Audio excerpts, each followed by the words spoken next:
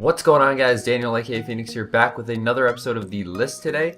This time we're continuing with the video games rather than movies, but today we're going to be covering Halo series. Now, this is one of my favorite game series ever. I feel that it brings a lot of good story to my gaming experience, as well as a lot of lore. I read a lot of Halo books, as they got them down there and you can't see them. But I really like this franchise and I really like this universe and what it has to offer. So I'm going to be going through and ordering my games from worst to best.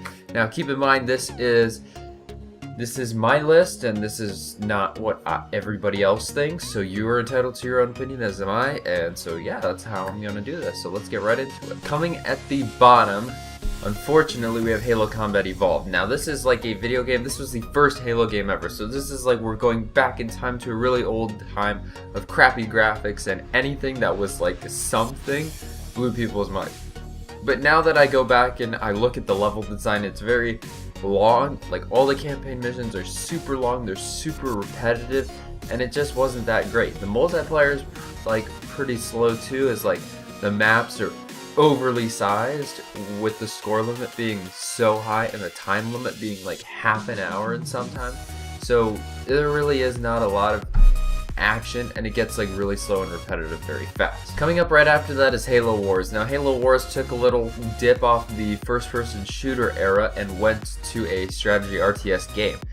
It was pretty good because Halo has a lot of different because of Halo's lore, there's different units and players that you can, champions or whatever you can use to play as, so it created a little diversity. But for the most part, two specific units, 3 at most, is not very game changing. So most of the things are still same between characters. So if there's more diversity in Halo Wars 2, that'd be cool. I am getting that game, so don't worry, because I am still a huge Halo fan. Next up on the list is Halo 3 ODST.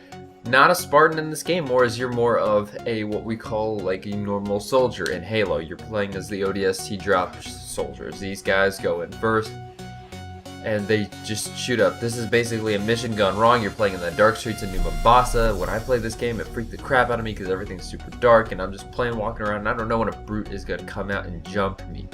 So it's very enticing, like it was very exciting gameplay, and the story was pretty okay. There's nothing wrong with this game. The campaign was very fast. When me and my friend went through it again, we beat it in probably less than an hour. No, maybe, I don't know. We're maybe around there, an hour and a half. For an FPS, like, that's still pretty short for a campaign. So if they were to do it longer or whatever, that would be really cool. Next on my list, we have Halo 3. This was a lot of people's favorite. This was a game changer in machinima-wise. This is how we got machinima, because we got theater and then we got Forge and everything, so much stuff, but the graphics are still not that great. The storyline was good. I felt like the last mission is one of my favorite missions to play ever in Halo. But overall, like, I wasn't like into Halo when Halo 3 was in its prime, so I didn't have an emotional connection with it. Still pretty good gameplay, I guess, but it just doesn't appeal to me on that kind of level. Now, a lot of you guys are surprised that it hasn't even been mentioned before, and it's this high on the list, but I'm gonna go with Halo 5 Guardians. This game, the graphics are amazing. The storyline kind of took a dip, but you could see what 343 was trying to do. They're trying to branch out away from Master Chief and do things a little different. I personally think they should have done it on an numbered game, so it's not like one of the numbered where we get to Master Chief. Master Chief was underused, Arbiter was underused, my favorite character in maybe all of video games ever. Underused. A lot of plot holes in this, a lot of bad writing, but the gameplay is really good. The multiplayer is amazing. I love it.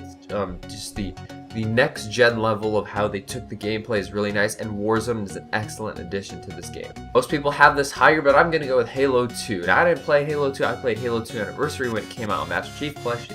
Campaign really nice, introduced us to the Arbiter, so you get like both sides of the story. You go one mission Arbiter, one mission Chief, and you keep going back and forth, kind of seeing both sides of the same like coin. So it's really interesting how that storyline panned out.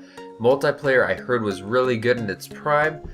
It seems very good. When I played at Anniversary, it was very fun, very skill-based, accuracy, everything was key. It just dropping people, it was really cool.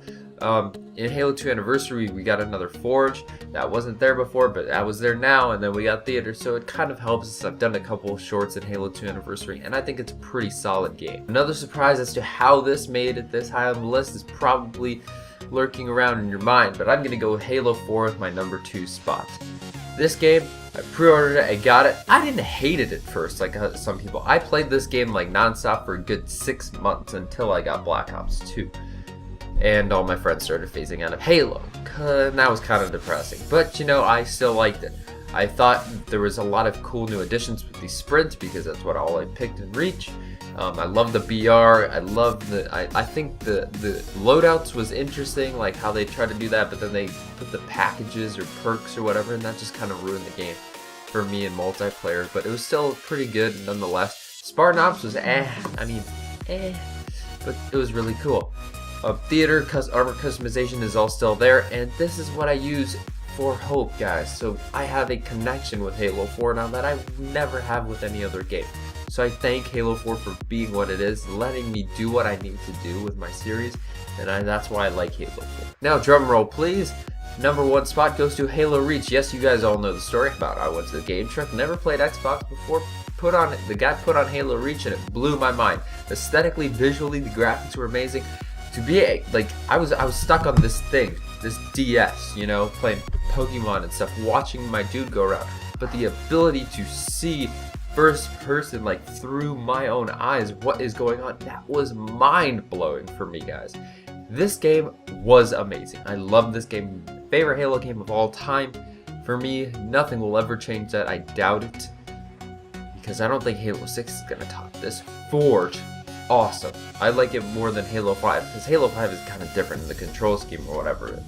So yeah, custom games. We got so many different custom games. The infection game modes where you got racing, all this kind of stuff. Cool, fun, innovative custom games were created.